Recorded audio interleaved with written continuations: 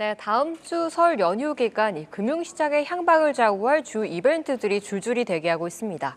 이에 맞춰서 좀 어떤 대비가 필요할지 전략 세워보겠습니다. 오늘은 우리은행 WM솔루션 박석현 부부장 나오셨습니다. 안녕하십니까? 안녕하십니까? 네, 이번 주 우리 시장은 이 트럼프 대통령의 말 한마디에 울고 또 웃었던 시작이었습니다. 이 상승과 좀 하락을 오간 가운데 다음 주에는 또 긴 휴장을 앞두고 있잖아요. 빅테크 실적, FOMC다 다양한 이벤트들이 많은데 이후 어떤 방향을 좀 전망하십니까? 일단 우리나라 시간으로 30일이죠. 30일 새벽에 1월 FOMC 결과가 이제 발표가 되게 되고요. 바로 직후죠. 그러니까 아침 7시 경쯤에 마이크로소프트, 메타, 테슬라, 그다음에 IBM, ASML 주요 빅테크 기업 실적이 이날 발표가 좀 집중이 돼 있고요. 그리고 바로 다음 날이죠. 연휴를 마치고 이제 그 주식시장 거래가 이제 시작이 되는 다음 날 아침 7시에도 애플과 인텔의 실적이 발표가 돼 있기 때문에 예정이 돼 있기 때문에 이런 부분들은 시장이 좀 약간의 어떤 경계 요인으로 작동을 하고 있다라고 볼 수 있을 것 같고요. 우리나라 기업들의 어닝 시즌은 좀 하이닉스가 좀 좋은 실적을 보여주긴 했지만 오늘 지금 LG 에너지솔루션처럼 다소 좀 부진한 흐름이 좀 나타나고 있는 것에 반해서 미국 기업들의 실적은 상당히 좀 좋게 발표가 되고 있습니다. 스타트를 끊었던 게 이제 은행주들인데 올해의 순이자 수익이 좀 늘어날 것으로 예상을 했고 그 다음에 실적을 발표했던 넷플릭스 같은 경우는 가입자가 예상보다 좀 많이 늘어나면서 전반적으로 미국의 어닝 시즌은 상당히 좀 호조를 보이고 있다라고 볼 수 있을 것 같고요. S&P 500 기업의 EPS 그러니까 주당 순이익이 분기별로 올해도 상반기에는 한 10% 전후 정도 증가세가 예상이 되고 있고 하반기에는 10%대 초반 그리고 이제 후반까지 점차 이제 증가율을 높여갈 것으로 예상이 되고 있기 때문에 이번 빅테크 기업들 설 연휴에 집중되어 있는 빅테크 기업들의 실적 발표가 지금 예상처럼 이익 전망의 호조세를 충족시켜 줄 수 있을 만큼의 어떤 실적을 보여줄 수 있을지를 주목을 해야 될 것 같고요. 특히 미국 기업들은 실적 발표 때 향후 실적 가이던스를 좀 발표를 하게 돼 있기 때문에 이 부분을 집중해서 볼 필요성은 있을 것 같고 특히 이제 빅테크 기업들은 실적 가이던스 중에서 자본 지출을 얼마만큼 할 것인가 이 부분을 좀 밝혀주는 경향이 있기 때문에 주로 이제 메타나 또는 마이크로소프트 나중에 발표될 아마존도 여기에 포함이 되고 알파벳도 포함이 되게 되는데 이들 기업들이 AI 관련 산업을 중심으로 해서 자본 지출을 얼마나 계획을 하고 있고 이 부분을 늘릴 것인지 이런 부분들에 초점을 맞춰서 바라볼 필요성이 있을 것 같습니다. 그렇죠. 업황 전반의 분위기를 그려줄 수 있는 것은 실적과 또 투자 규모, 가이던스이기 때문에 이를 중심으로 체크해 보시는 게 좋을 것 같습니다. 이제는 트럼프 대통령이 가장 사랑하는 단어이자 또 다른 국가들에게는 가장 무서운 단어인 관세 이야기를 해봐야 할 것 같은데요. 멕시코, 캐나다, 중국에는 코멘트를 냈지만 아직 우리나라에게는 사실 구체적인 안을 제시하지 않은 상태예요. 발표한다면 쇼크가 좀 있을까요? 일단 그 미국 데이터를 기준으로 보게 된다면 지난해 1월부터 11월까지 그러니까 12월을 제외하고 한 11개월간의 미국의 그 상품 수지 흑자 적자를 이제 보게 되면 가장 많은 적자를 기록했던 국가가 미국이 중국에 대해서 한 2,900억 달러 정도의 적자를 기록을 했습니다. 상당히 많은 규모고요. 유로존 전체의 적자 규모가 한 1,900억 달러 정도이기 때문에 이거보다 중국 한 나라에 대해서 기록하고 있는 미국의 어떤 적자 규모가 50% 정도 이렇게 많다라는 얘기고요. 멕시코가 지금 국가별로는 중국에 의해서 2위를 기록하고 있는데 1,610억 달러 정도를 기록을 하고 있고요. 그 다음으로 이제 베트남, 독일, 대만, 캐나다, 대한민국이 3위에서 7위 정도를 기록을 하고 있습니다.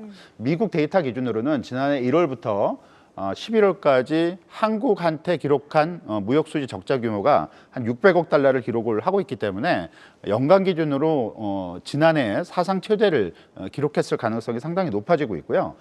트럼프의 관세 정책은 이렇듯 미국이 주요국에 대해서 상당 규모의 무역 적자를 기록을 하고 있기 때문에 이 적자 규모가 큰 나라들을 중심으로 해서 이 관세 정책이 발표되고 있다라고 볼 수 있을 것 같습니다. 우선적으로 캐나다하고 미국, 그다음에 중국에 대한 관세 정책이 일부 이제 표출이 되고 있다라고 볼 수 있을 것 같고요. 점차 관세 규모가 큰 다른 나라들로 이게 좀 확산이 되지 않을까라고 볼 수 있을 것 같고. 한국 같은 경우는 아무래도 이 관세 정책 자체보다는 한미 FTA를 다시 개정한다든가 또는 방위비 쪽의 어떤 규모를 좀 늘린다든가 이런 쪽으로 압박이 들어올 가능성이 좀 있어 보이고 이 자체가 어떤 압박 요인이 되지는 그러니까 주식시장의 어떤 큰 부담 요인이 되지는 않을 걸로 예상을 할 수가 있을 것 같습니다. 다만 이런 부분들 특히 향후에 중국과의 어떤 무역 마찰 이런 부분들이 어느 정도까지 확산이 될 수 있을지 이 부분이 트럼프 정부의 관세 정책을 바라보는 포인트가 되지 않을까라고 볼 수 있을 것 같고 아직까지는 이런 부분들이 크게 어떤 영향을 미치고 있다라고 볼 수는 없을 것 같습니다. 중요한 건 이제 환율인데 이 관세 정책에 따라서 환율이 움직이는 부분이 얼마만큼 다시 커질 수 있을 것이냐라는 부분이 이제 초점이 될 것 같고요. 네. 연초에 원달러 환율은 좀 안정이 되고 있지만 앞에서 말씀드린 대로 트럼프 정부의 관세 정책이 아직 최종적으로 나온 게 아니고 추가적으로 확산되고 커질 가능성이 충분히 있기 때문에 그런 이벤트들마다 환율이 좀 변동성이 좀 커질 가능성 이런 위험은 잠재돼 있다라고 봐야 될 것 같습니다. 네, 알겠습니다. 또 이번 주 트럼프 대통령이 이 초대형 프로젝트인 스타게이트를 발표했습니다. 이 소식에 좀 원자력이나 전력 같은 AI 인프라 관련주 에너지 쪽이 많이 반응을 했는데 이쪽은 연초 주도주로 지금 면모를 붙여가고 있잖아요. 계속해서 좀 오름세를 지속할까요? 충분히 가능성이 있어 보이고요. 일단 트럼프 대통령이 공식화한 첫 번째 AI 인프라 프로젝트이기 때문에 상당 부분 공이 들여졌을 가능성이 높고 오픈 AI 같은 기업이 여기에 이제 주도적으로 참여하는 걸로 지금 예정이 돼 있습니다. 그러니까 첫 번째 이제 투자 규모만 한 1,000억 달러, 트럼프 대통령 재임 기간 4년 동안에 이거는 5천억 달러까지 늘리겠다라는 그 계획이기 때문에 이 AI 인프라 프로젝트하고 관련해서는 관련된 기업들의 수혜는 단발성에 그치지 않고 지속이 될 가능성이 높다라고 볼 수 있을 것 같고요. 이 반도체, AI 산업의 연관성이 높은 반도체, 주로 이제 그 HBM이 여기 이제 포함이 되겠죠. 이런 반도체랑 전력망 이런 것들이 대표적인 수혜다라고 볼 수 있을 것 같고요. 그리고 뭐 잘 알려졌다시피 이 AI 데이터 센서나 인프라 이런 것들이 전력을 상당히 많이 소비하기 때문에 맞아요. 이 전력망 그리고 소형 원전 관련 이런 산업도 상당 부분 좀 수혜가 되지 않을까라고 볼 수 있을 것 같고요. AI 산업과 관련돼서는 성장성이 여전히 상당히 높기 때문에 앞으로도 지속적인 관심을 가질 필요성은 있다라고 볼 수 있을 것 같고요. 다만 이 관련주들이 많이 올랐고 고평가 부담이 있는 건 사실이기 때문에 이런 부분들이 어떤 그 자극 또는 부담이 될 수 있는 현재의 고금리 환경이 얼마만큼 지속이 될지 또는 어느 시점에 어떤 모멘텀으로 이게 완화가 될 수 있을지 이런 부분들은 좀 체크할 필요성이 좀 있을 것 같습니다. 이번 주 좀 강했던 에너지 쪽에서 이 전력이나 원자력 말고도 반도체 쪽까지도 수혜가 기대된다는 의견 주셨습니다. 다음은 좀 금리 이야기를 넘어가 보겠습니다.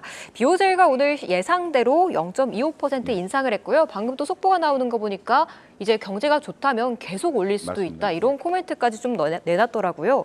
그런 가운데 좀 다음 주에 FOMC를 앞두고 또 트럼프 대통령이 이제 미국 금리 인하해야 한다. 뭐 이런 얘기까지 했는데 다음 주 파월 의장의 코멘트의 영향은 좀 어느 정도 줄 것이라 보십니까? 일단 트럼프 대통령의 코멘트는 아무래도 이제 금리 인하가 좀 도움이 되기 때문에 협상 카드인가요? 예, 뭐 협상 카드라기보다는 상징적인 의미가 있을 것 같고요.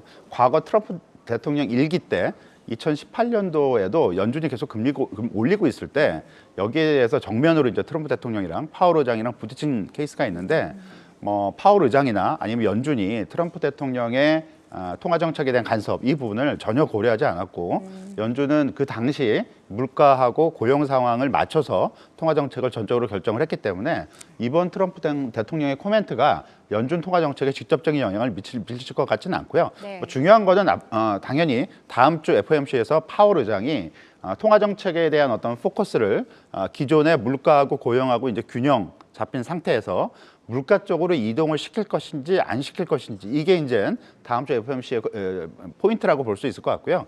균형 잡힌 시각을 계속 유지를 해준다면 뭐 전반적으로 금리나 환율에 다 도움이 될 거고요. 그렇지 않고 시장의 우려대로 이 물가 쪽으로 정책의 포커스를 이동시켜주는 그런 뉘앙스를 풍기게 된다면 금리가 이제 뛰어올 수 있고 이게 달러 강세로 연결이 될 수가 있기 때문에 다음 주에 미국 빅테크 실적 발표 외에도 이 파월 의장의 코멘트 그리고 정책 기조의 변화가 있을 것인지 이런 부분에 대한 관심을 좀 높일 필요성은 있을 것 같습니다. 그렇죠. 파월 의장이 원래는 고용에 집중해서 금리 향방을 결정했었는데 이제 물가로 이동을 시키게 된다면 또 어떤 변화가 나타날지 모르기 때문에 이를 좀 체크해 보시는 게 좋을 것 같습니다.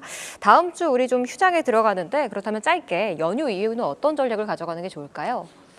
기본적으로는 앞에서 말씀드린 대로 다음 주에 빅 이벤트라고 볼 수가 있겠죠. 가장 이제 1월 달에 큰 이벤트가 FOMC 그리고 미국 빅테크 실적 발표 이게 이제 예정이 돼 있기 때문에 주목을 해야 될 것 같고요. 전반적인 분위기는 절대 나쁘지가 않을 것 같고 다음 주에 예정된 이벤트들이 큰 어떤 부담 없이 지나간다면 연초에 지금 진행이 되고 있는 한국 시장에서 좀 긍정적인 분위기는 조금 더 이어질 가능성이 충분히 있다라고 볼 수 있을 것 같습니다. 다만 코스피의 1차 반등 목표치가 한 2,500포인트, 2,600포인트 사이로 일단 설정이 되고 있기 때문에 그 지수대 많이 온 거는 맞기 때문에 다음 주 이벤트가 시장 예상대로 친화적일 수 있을지 이 부분을 확인하고 대응하는 게 필요할 것 같습니다. 네, 알겠습니다. 지금까지 우리은행 WM솔루션 박석현 부부장과 함께했습니다. 오늘 말씀 고맙습니다. 감사합니다. 계속해서 다양한 경제 이슈를 알고 싶다면 구독과 좋아요, 알림 설정 부탁드립니다. AI 캐스터 권미정이었습니다.